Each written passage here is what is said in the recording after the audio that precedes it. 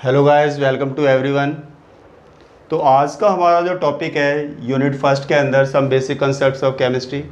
इसके अंदर आज हम बात करेंगे कि कोई भी एटम गिवन होता है तो उसका एटॉमिक मास किस तरीके से मेज़र करते हैं, उसके लिए कौन कौन सी यूनिट्स हम वहाँ पे फॉलो कर सकते हैं, और अगर उसका एटॉमिक मास आपने मेज़र किया हुआ है तो उसकी रिलेशनशिप की बात करें मोल्स के साथ में, ग्राम्स के साथ में, तो क्या रिलेशनशिप बनती है उनके बीच में। तो ये सारी बातें आज हम डिस्कस करेंगे आपके साथ। तो जैसा कि हम स्टार्ट करते हैं, फर्स्ट ऑफ ऑल तो आपको ये मालूम होना चाहिए कि भाई एटॉमिक मास होता क्या है। एटॉमिक मास, तो एटॉमिक मास से क्या मतलब है। अगर आपसे बोलते हैं कि एटॉमिक मास को आप डिफाइन करो, then how can you define it. Atomic mass का क्या मतलब होता है, आप बोलेंगे mass of an atom, mass of an atom of an element is called, यही क्या होता है हमारा, आप बोलेंगे एटॉमिक मास। ठीक है जी।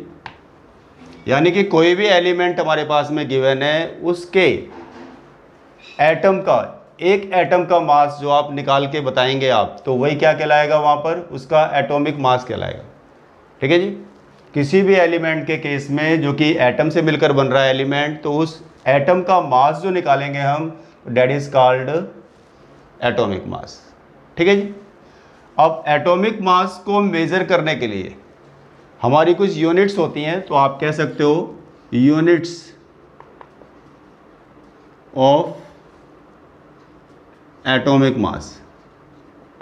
भाई जो एटॉमिक मास है, अगर हमने मास को मेज़र करना है तो कोई ना कोई यूनिट तो यूज़ करेंगे ना मेज़रमेंट में। तो इसमें जैसे आप फर्स्ट यूनिट कह सकते हो, आप यूज़ करते हैं ज़्यादातर, वो है हमारी atomic mass unit. Atomic mass unit, जिसे हम शॉर्ट में बोल देते हैं AMU। AMU का क्या मतलब है यहाँ पे, एटॉमिक मास यूनिट। रिसेंटली जो ज़्यादातर आजकल हम यूज़ करते हैं ना, वो हम AMU की जगह पर हम यूनिफाइड मास करके मेंशन करते हैं। तो आप इसको ऐसे भी बोल सकते हो, आप यूनिफाइड मास। और इसके लिए जो सिंबल लगाते हैं यूनिट का, वो क्या लगाते हैं, हम U लगाते हैं। आजकल रिसेंटली क्या होता है, जब किसी का कोई एटॉमिक मास दिया होता है किसी भी एटम के केस में, तो उसके पीछे जो यूनिट लगाई होती है U लगाई होती है। U का क्या मतलब है, डेट इज़ यूनिफाइड मास। ठीक है जी, यूनिफाइड मास, या आप कह सकते हो यूनिफाइड एटॉमिक मास भी बोल सकते हो आप। ठीक है जी, एक ही बात होगी। थर्ड है हमारे पास में एक यूनिट और भी यूज़ कर सकते हैं, वो है हमारी डाल्टन, जिसका सिंबल क्या होता है हमारा, DA होता है। ठीक है जी।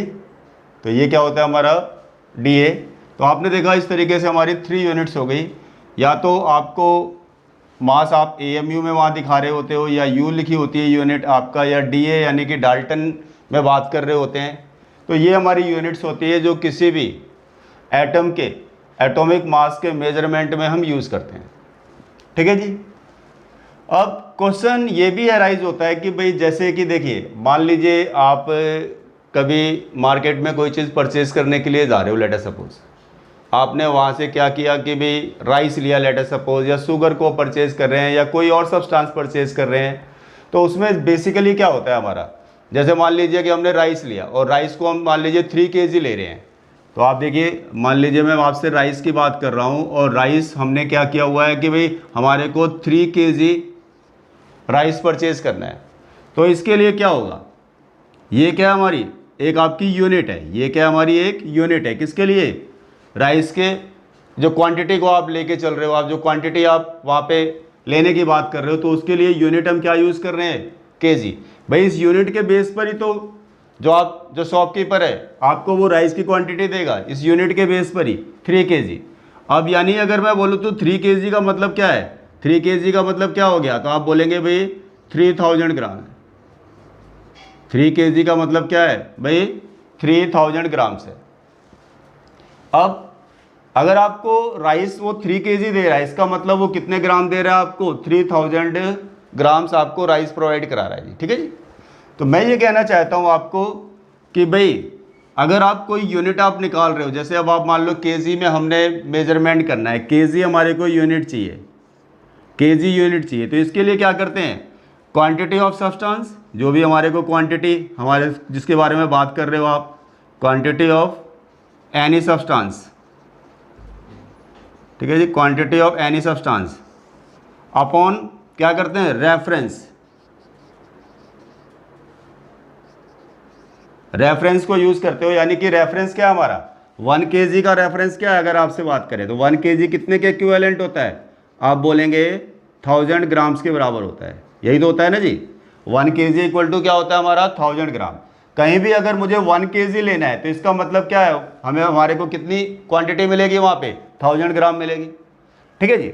अब आप देखिए, अगर मैं बोलता हूँ कि मुझे भाई हमारे पास 3000 ग्राम हम कोई वैल्यू ले रहे हैं, 3000 ग्राम यानी कि कोई क्वांटिटी हम लेके चल रहे हैं, बोल रहे हैं कि वो भी हमारे को कितने केजी मिलेगी 3000 में, हमें केजी बताना है, हमारे को केजी की वैल्यू बतानी है, तो केजी का मतलब कैसे बताएंगे हम, देखिए तो केजी इक्वल टू में क्वांटिटी ऑफ एनी सब्सटेंस क्या है हमारे पास में 3000 ग्राम्स, तो आप बोल सकते हो क्या हो गया ये हमारा भाई 3000 ग्राम्स अपॉन रेफरेंस क्या है हमारा, रेफरेंस क्या है, केजी का रेफरेंस क्या है, केजी कितने के इक्विवेलेंट होता है 1000 ग्राम के इक्विवेलेंट होता है, तो हम बोल सकते हैं ना भाई क्या हो गया 1000 ग्राम पर केजी, यानी रेफरेंस क्या है हमारा, यानी कि पर केजी में कितने ग्राम होते हैं 1000 ग्राम होते हैं, तो आप बोलेंगे रेफरेंस क्या हो गया हमारा 1000 ग्राम पर केजी। अब आप देख लीजिए 1000 से यानी क्या हो गया ये 3 हो गया, ग्राम से ग्राम यूनिट कैंसिल हो गई, तो फाइनली क्या हो गया बोलेंगे तो भाई 3 केजी, ठीक है जी। केजी निकाल रहे हैं तो हम केजी कैसे निकाल रहे हैं बताइए, केजी कैसे निकाल रहे हैं, जिस सब्सटेंस के बारे में बात कर रहे हो उसकी क्वांटिटी अपॉन हम क्या करते हैं रेफरेंस, ठीक है जी। तो रेफरेंस से जब डिवाइड कर देते हैं उस क्वांटिटी को, तो जो यूनिट आप लेना चाहते हो, जिस यूनिट के बारे में आप बात कर रहे हो, उस यूनिट की वैल्यू हमारे पास आ जाती है। तो अगर हम कोई मेजरमेंट की बात कर रहे थे, राइस की बात कर रहे थे, तो हमारे को शॉपकीपर कितना दे रहा था वहाँ पे 3000 ग्राम वैल्यू आपको, यानी जो वाट यूज़ कर रहा था वो कितना वाट यूज़ कर रहा था मेजरमेंट में 3000 ग्राम वाट को यूज़ कर रहा था, अगर हमारे को वो राइस दे रहा था तो अब आप देखिए, अब हमारे को बताना है कि भाई 3000 ग्राम्स में कितने केजी होते हैं, कितने केजी होते हैं, तो आपने देखा कि भाई क्वांटिटी ऑफ सब्सटेंस जो कि क्या हमारा 3000 ग्राम्स है, उसको उसके रेफरेंस से डिवाइड कर दिया, तो इस तरीके से हमारे पास वैल्यू कितने के बराबर आ गई 3 केजी के बराबर आ गई। ये थोड़ा सा बात बताने का मेरा एक लॉजिक है, क्योंकि अभी आगे मैं एटम के जब मास की बात करूंगा तो वहाँ पर ये लॉजिक वहाँ पे काम आएगा, ठीक है जी। हमें जो यूनिट निकालनी होगी तो वो किस तरीके से निकालेंगे, तो वहाँ पर ये जो मैंने आपको जो कंसेप्ट समझाया है यहाँ पे, वो आगे चल के हमारे लिए हेल्पफुल होगा, ठीक है जी, इसलिए इसकी बात करी है मैंने आपसे। तो ये तो बात आपको समझ में आ गई होगी कि भाई अब आगे बात करते हैं। अब जैसे देखिए, किसी भी एटम के मास को अगर मेज़र करना है हमारे को, किसी भी एटम के मास को मेज़र करना है, तो जैसे अब आप देखिए, अगर हम राइस को हम लेके चल रहे थे कि भाई राइस की कोई क्वांटिटी देने के लिए क्या कर रहा था शॉपकीपर, वो आपका 3000 ग्राम के वाट यूज़ कर रहा था, उस वाट के हिसाब से क्या कर रहा था, फिर वो बैलेंस करके हमारे को वो राइस दे रहा था। भाई आपके पास में तो आपको पता है कि जैसे वाट का यूज़ कर रहे थे, ऐसे ही हमारे पास अगर कोई एटम है, एटम के मास को मेज़र करना है, तो उसके लिए भी तो कुछ ना कुछ हमारे को हेल्प लेनी पड़ेगी। किसके बेस पर आप मेजरमेंट करोगे, आप किसी भी एटम के मास की बात करेंगे तो मेजरमेंट के लिए भी हमें क्या है, एक रेफरेंस की ज़रूरत है। मेजरमेंट के लिए हमें क्या है, एक रेफरेंस की ज़रूरत है। जैसे इसमें क्या है हमारा, आप देख रहे थे 1 kg कितने के बराबर था हमारा 1000 ग्राम के बराबर था, तो 1000 ग्राम क्या था हमारे लिए, एक रेफरेंस था, जिसके बेस पर हमने बता दिया कि भाई 3000 ग्राम के अंदर कितने केजी हो रहे हैं। ऐसे ही अगर आप किसी भी एटम के मास को अगर मेज़र करना चाहते हो, आपको पता है एटम तो बहुत छोटा पार्टिकल होता है, ठीक है जी। आप वैसे तो आपको खुली आंखों से तो आपको पता है, नेकेड आई से तो वो आप दिखता भी नहीं है आपको। अब इतने छोटे से पार्टिकल के मास को मेज़र करना है हमारे को, तो कैसे मेज़र करें, कैसे मेज़र करें, तो उसके लिए भी हमें एक रेफरेंस की ज़रूरत पड़ी। और उस रेफरेंस के तौर पर हमने किसको यूज़ किया, उस रेफरेंस के तौर पर हमने कार्बन 12 को यूज़ किया। किसको यूज़ किया जी, कार्बन 12 को। तो कार्बन 12 क्या है, it is an isotope of carbon. वैसे तो इसके और भी आइसोटॉप होते हैं, लेकिन ये आपका जो कार्बन 12 होता है वो लगभग 98% होता है। बाकी के जो आइसोटॉप्स आपको पता है 2% के अंदर ही आ रहे हैं, तो उनको हमें फिर कंसिडर करने की ज़रूरत नहीं पड़ती, यानी उनको हम निगलेक्ट कर देते हैं। तो कार्बन 12 को यूज़ करते हैं किसी भी एटम के मास को मेज़र करने के लिए। तो रेफरेंस क्या हो गया, जो आपका जो मास निकलेगा किसी भी एटम का, यानी जिसका हम निकाल रहे हैं आप, तो किसके हेल्प से निकाल रहे हैं, कार्बन 12 की हेल्प से निकाल रहे हैं। तो यानी कि जो वो मास किससे रिलेट करता है, कार्बन 12 से रिलेट करता है। तो इसलिए आप बोलेंगे जब किसी भी एटम के मास को आप निकाल रहे हो तो वो क्या निकल रहा है, रिलेटिव एटॉमिक मास निकल रहा है। और किससे रिलेट कर रहा है, वो कार्बन 12 से रिलेट कर रहा है। अब बात ये आती है कि भाई हम कार्बन 12 को ही क्यों चूज करते हैं, भाई कार्बन 12 को ही क्यों सिलेक्ट किया आपने मेजरमेंट ऑफ मास के लिए।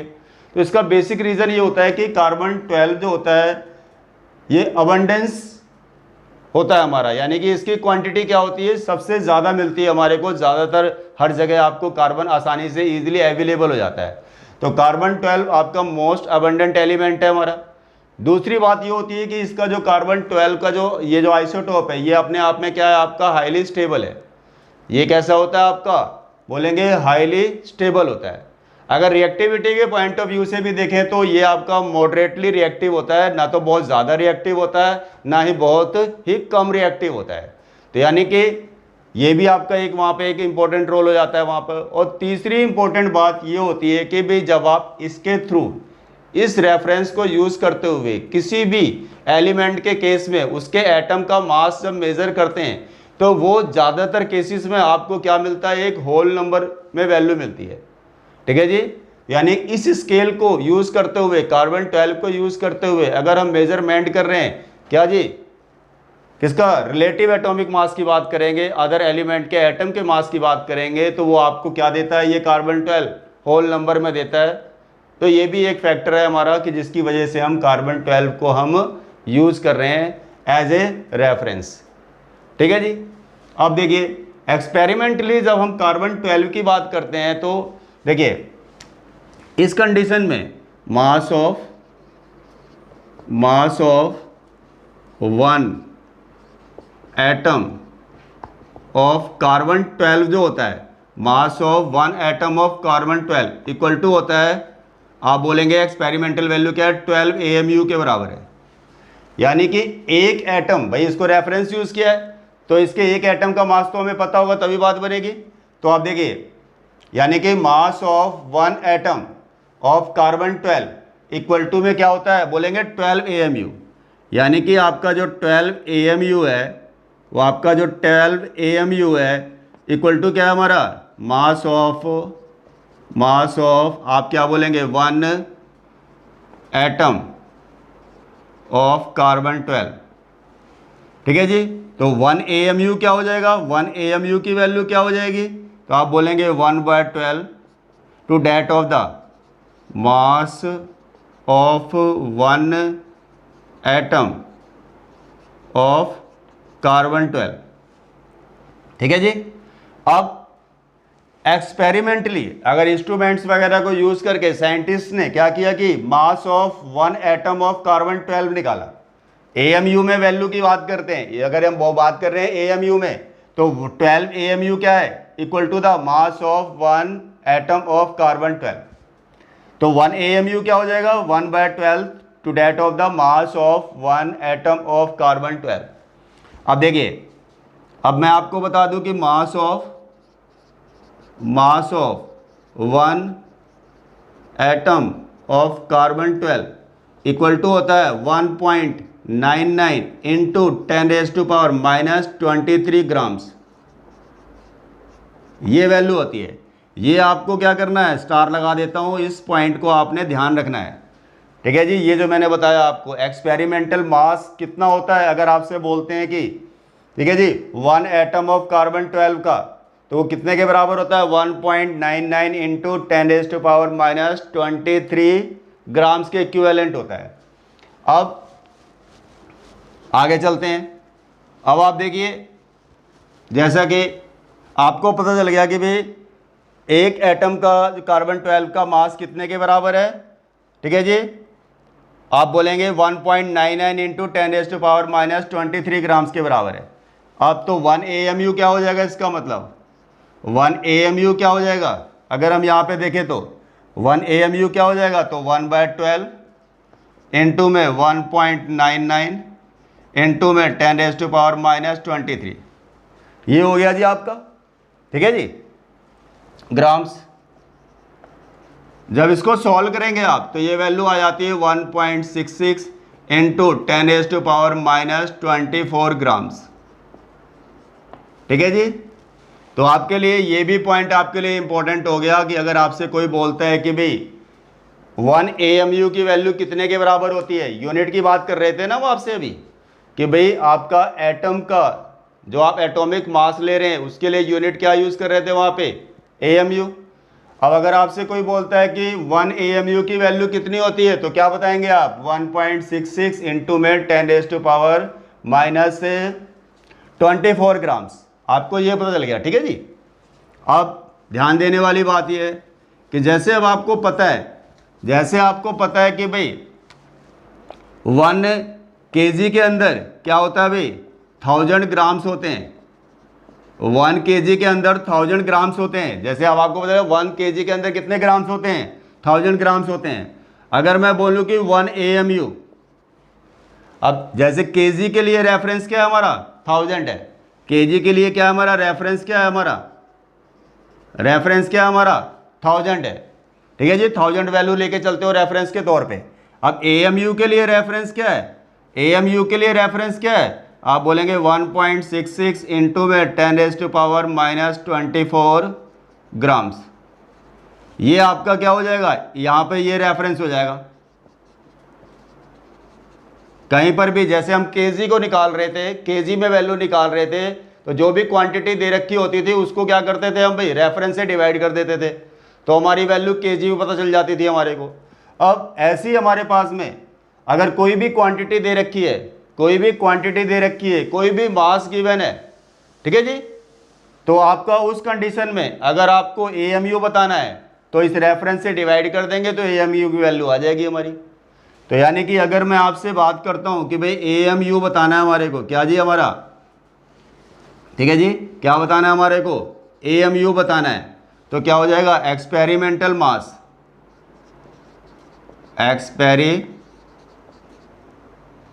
Experimental mass of an atom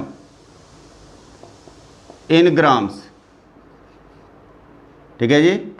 experimental mass of an atom in grams, जो एक्सपेरिमेंटली आता है वो मास हम लेके चलेंगे आप अपॉन, ठीक है जी, रेफरेंस, रेफरेंस क्या है बोलेंगे तो 1.66 इंटू में 10⁻⁻24 हो गया, और ये क्या हो जाएगा, ग्राम, ठीक है जी, पर AMU, ग्राम पर AMU, ग्राम से ग्राम यूनिट कैंसिल हो जाएगी और वैल्यू क्या आ जाएगी आपकी, किस में आ जाएगी, AMU में आ जाएगी, आपको पता है। तो इस तरीके से जैसे अब आपको kg निकाल रहे थे आप, पहले मैंने स्टार्टिंग में ही बात करी आपसे, तो उसी तरीके से आप अब AMU भी निकाल सकते हो। आपको पता चल गया है कि भाई आपका AMU की वैल्यू ग्राम्स में कितने के बराबर होती है। जैसे आपको पता है 1 kg के अंदर 1000 ग्राम्स होते हैं। अब आपको ये भी मालूम चल गया कि अगर कोई एटम दे रखा हो, अगर वहाँ पर हम बोले कि भाई 1 AMU की वैल्यू, 1 AMU की वैल्यू कितने ग्राम्स के बराबर होती है, तो आपको मालूम चल गया कि 1.66 इंटू में 10⁻⁻24 ग्राम्स के बराबर होती है जी, ठीक है जी। इतनी बात सभी को समझ में आ गई होगी। अब आगे चलते हैं, देखिए अब जैसे मान लीजिए कुछ एलिमेंट्स गिवन है हमारे पास, अब जैसे मान लीजिए कि हमारे पास में कुछ एलिमेंट्स गिवन है, कुछ एलिमेंट्स गिवन है हमारे पास। देखिए जैसे कि कोई एलिमेंट दिया हो, आपको कोई एलिमेंट दे रखा हो, लेट अस सपोज, ठीक है, जैसे मान लो हम हाइड्रोजन की बात कर लेते हैं, इसका एटॉमिक मास गिवन है आपके पास में इन AMU, ठीक है जी, और आपको बोलते हैं कि इसका आपने क्या निकालना है कि एक्सपेरिमेंटल जो मास है वो निकालना है। तो फॉर्मूला आपको पता ही है, AMU इक्वल टू क्या होता है हमारा, experimental mass of an atom in grams, ठीक है जी। अपॉन रेफरेंस क्या है हमारा 1.66 इंटू 10⁻⁴ क्या था -24 क्या है हमारे पास में ग्राम पर AMU। ये हमारा रेफरेंस है किसके लिए, AMU के लिए, आपको पता ही है। अब हाइड्रोजन का एलिमेंट है, उसका एटॉमिक मास हमारे पास में क्या होता है 1 होता है, आपको मालूम है। अगर मैं आपसे बोलूं कि एक्सपेरिमेंटल मास निकालना है हाइड्रोजन का तो क्या हो जाएगा, आप बोलेंगे experimental mass of H atom. Simple है, AMU में वैल्यू क्या है हमारी 1 है, तो 1 इंटू में क्या कर दोगे आप 1.66 इंटू में 10⁻⁻24 और इस तरीके से क्या हो जाएगा हमारे पास में ग्राम्स में वैल्यू आ जाएगी। ठीक है जी। मान लो कोई और एलिमेंट दे रखा हो, ये तो हाइड्रोजन ले लिया मैंने, मान लीजिए हमारे पास में क्या है मैग्नीशियम है। मैग्नीशियम का कितना होता है जी 24 होता है। अब आपको पता ही है, अब जब मैग्नीशियम की बात करेंगे तो यही केस क्या हो जाएगा हमारा, तो एक्सपेरिमेंटल मास ऑफ, अब मैं बोलूँ क्या जी हमारे पास में मास ऑफ मैग्नीशियम एटम की बात करते हैं, तो यहाँ पर 1 की जगह क्या आ जाएगा हमारा भाई 24 आ जाएगा, आपको मालूम है। किसी के लिए भी बात कर रहे हो, मान लो हम सोडियम के लिए बात कर रहे हैं 4 सोडियम एटम, अगर आपको बोलते हैं 4 सोडियम एटम निकालना है तो सोडियम का कितना होता है 23 होता है, तो क्या हो जाएगा 23 इंटू में 1.66 इंटू में 10⁻⁻24 ग्राम्स। तो आपको एक बात बिल्कुल अच्छी तरीके से समझ में आ गई होगी कि जैसे अब आप देखिए 1 किलोग्राम में आपको पता है 1000 ग्राम होते हैं, तो ऐसे ही आपको पता चल जा रहा है कि भाई आपका पर्टिकुलर यानी AMU के अंदर कितने ग्राम्स बनेंगे, तो आप वो ग्राम की वैल्यू निकाल सकते हो। आप AMU के अंदर भी हम ग्राम निकाल सकते हैं कितने होंगे, जैसा कि हम किलोग्राम के अंदर ग्राम्स को लेकर के बात कर रहे थे। तो इतनी बात आपको क्लियर हो ही गई होगी। इसके बाद आगे चलते हैं। जैसे देखिए अब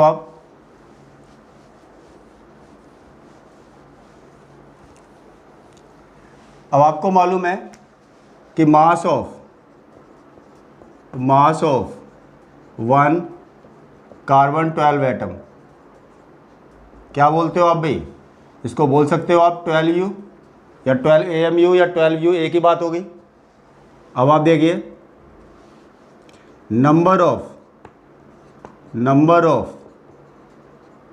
atoms in 1 mole, number of atoms in 1 मोल। ठीक है जी। तो हमारे पास में अगर मैं आपसे बोलूँ कि भाई नंबर ऑफ एटम्स कितने होते हैं, अगर C12 की बात करते हैं तो आप बोलोगे कितने होते हैं Na एटम्स ऑफ C12। ठीक है जी। यानी अगर नंबर ऑफ एटम्स इन 1 मोल में अगर बोलूँ कि भाई हमारे पास में C12 की बात कर रहे हैं, अगर आपसे बोलते हैं 1 मोल के अंदर कितने एटम्स होते हैं तो Na एटम्स होते हैं।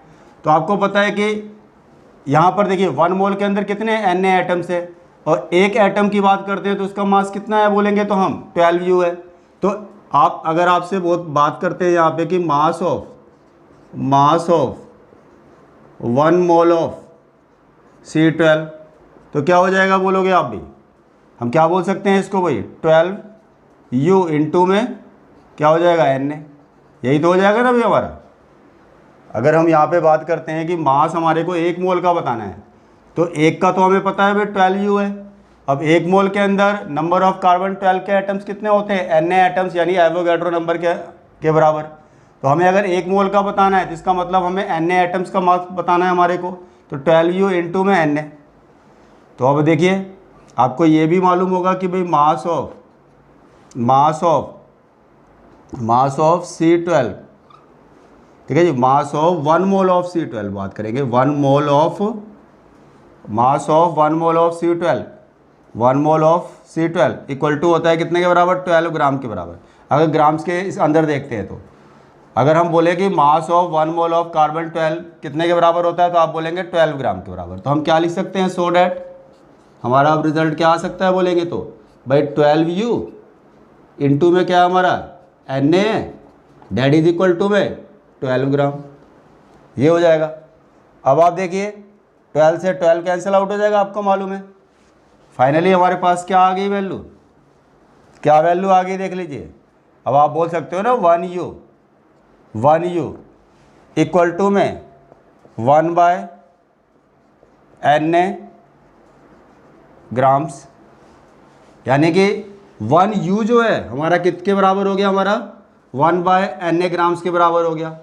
और na की वैल्यू पता ही है आपको, na की वैल्यू कितनी होती है, बोलो बोलो कितनी वैल्यू होती है, 6.023 इंटू में 10⁻23 ये होती है हमारी।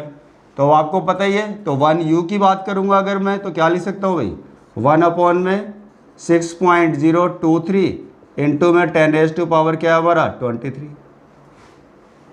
ठीक है जी, ग्राम्स। अगर इसको फाइनली सॉल्व करते हो आप तो वैल्यू वही आ जाती है 1.66 इंटू में 10⁻24 ग्राम्स के बराबर आ जाती है, ठीक है जी। अगर आप कैलकुलेशन करते हो तो आप बताएंगे कि जैसे अब आपको पिछले केस में क्या बताया था मैंने, 1 AMU क्या था हमारा, 1 AMU की वैल्यू कितने के बराबर थी, कितने ग्राम्स होते थे उसमें, 1.66 इंटू में 10⁻24 ग्राम होते थे। मैंने बताया चाहे 1U कह लो चाहे 1 AMU कह लो, एक ही बात है हमारी। U stands for unified, AMU stands for atomic mass unit. तो दोनों के केस में देख लीजिए, अगर आपके पास में मास बोले तो हमारा क्या आ रहा है, सेम ही मास आ रहा है।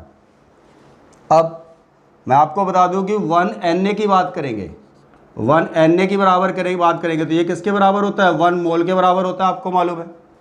तो अगर मैं इसको ऐसे लिखूं, इधर देखिए आप, अगर मैं इसको ऐसे लिखूं भाई 1U इक्वल टू में 1/, अब Na क्या है, 1 मोल के बराबर है, तो ये क्या हो गया आपका मोल, ठीक है जी।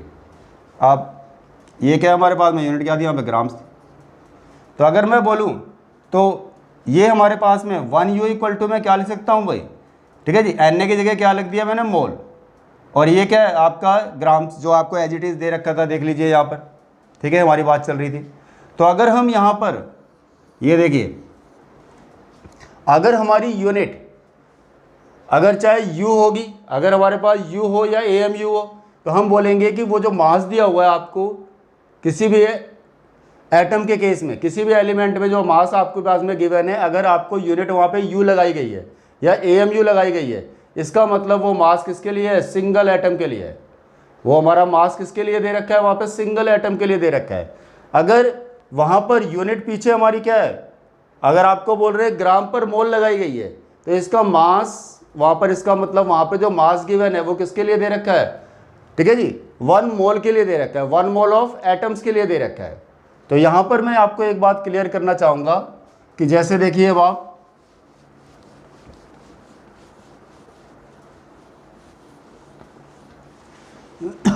तो आप बोलेंगे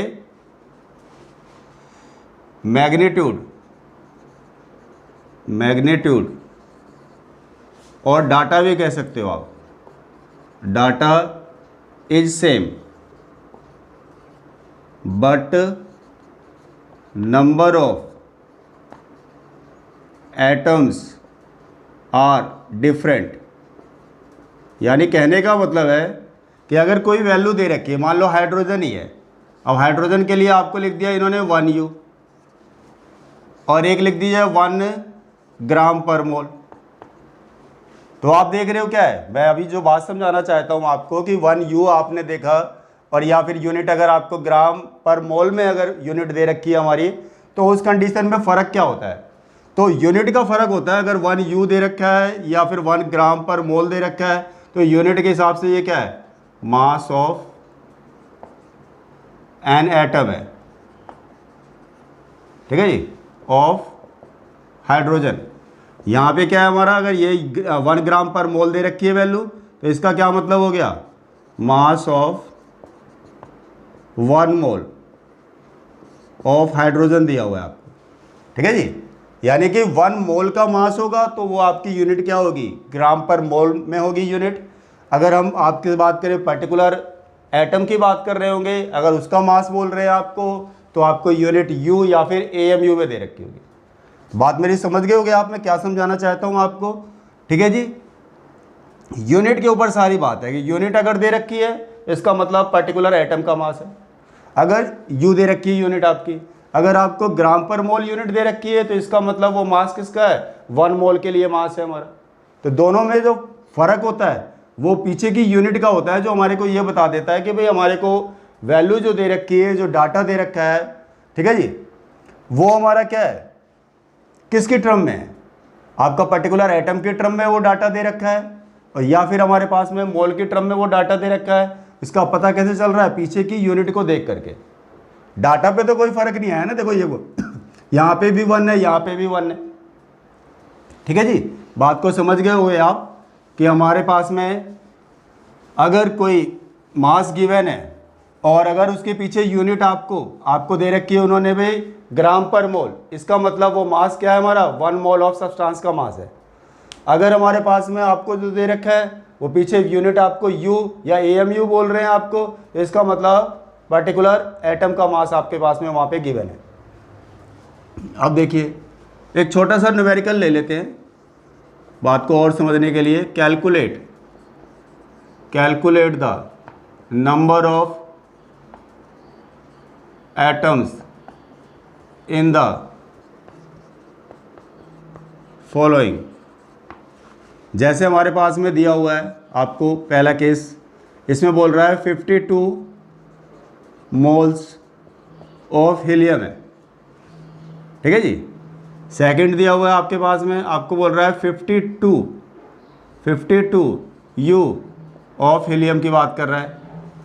और थर्ड दे रहा है आपको केस, आपको बोल रहा है 52 ग्राम ऑफ हीलियम की बात कर रहा है। अब ये जो पिछले जो भी कंसेप्ट है वहाँ पे हम थोड़ा यहाँ पे यूज़ करने वाले हैं।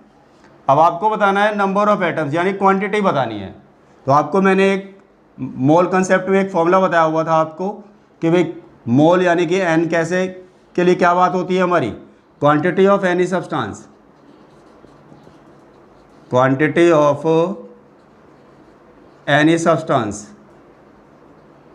ठीक है जी, upon what, Avogadro number.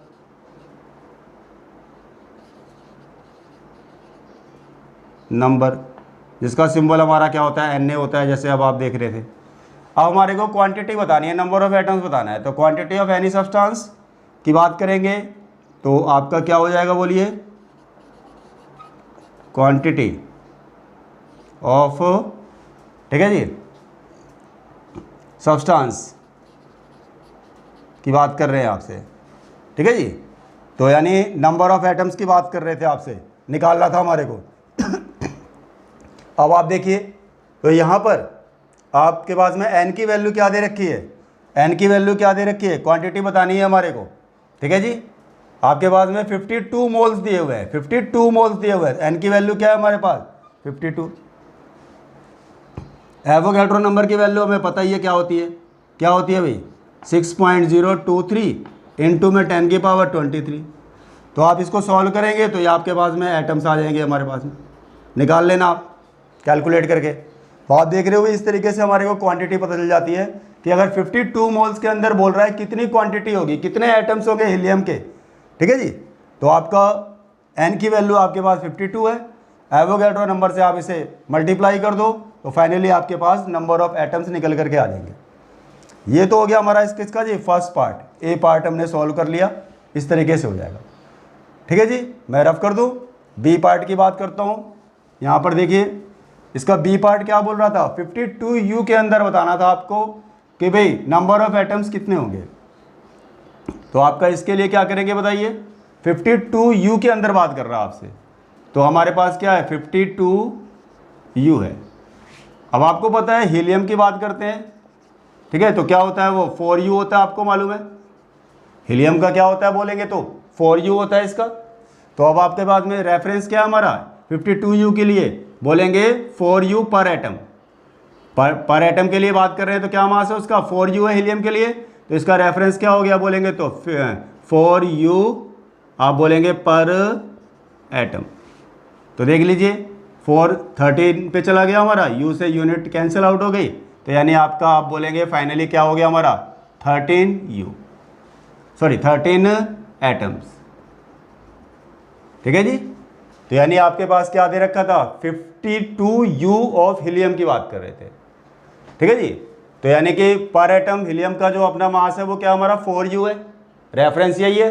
Reference से क्या करना है, क्वांटिटी जो भी दे रखी है, जो भी आपको वैल्यू दे रखी है उसको आप डिवाइड कर देंगे तो आपके पास में इस तरीके से नंबर ऑफ एटम्स निकल करके आ जाएंगे जी। इसके बाद बात करते हैं हम इसके थर्ड पार्ट की, 52 gram of helium, 52 gram of helium. तो एक काम करते हैं, सी पार्ट की बात कर रहा हूँ आपसे यहाँ पर। अब आप एक काम कीजिए, पहले इसके मोल बना लिए। एन इक्वल टू क्या होता है, W/m होता है, हमें पता है। तो W की वैल्यू क्या है हमारी, 52 है।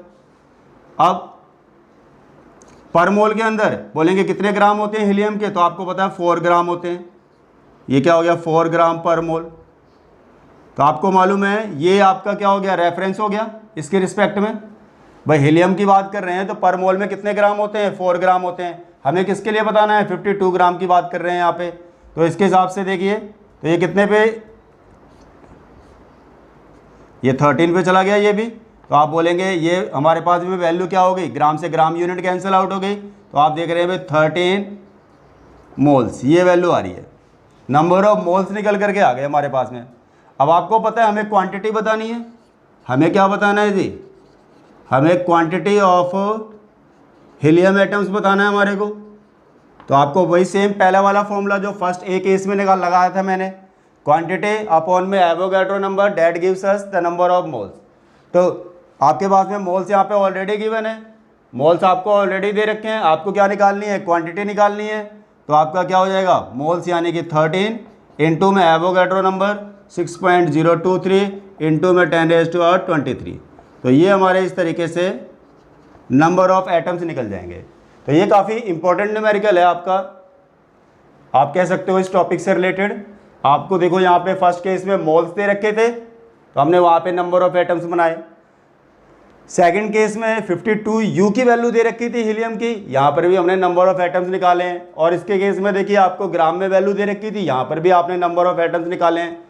तो आपका इस तरीके से आपको मैं समझता हूँ कि एटॉमिक मास का जो कंसेप्ट है, AMU का जो कंसेप्ट है, यू का जो कंसेप्ट है, या आपका पर्टिकुलर एटम का मास कितना होता है, उसके केस में AMU में वैल्यू निकालनी हुई तो AMU की वैल्यू निकाल सकते हो आप। AMU की वैल्यू गिवन हो तो ग्राम में मास बताना हो तो ग्राम में मास बता सकते हो आप। तो ये सारी बातें आपको आज के टॉपिक में समझ में आ गई होगी, प्लीज़ नोट डाउन कर लीजिए आप।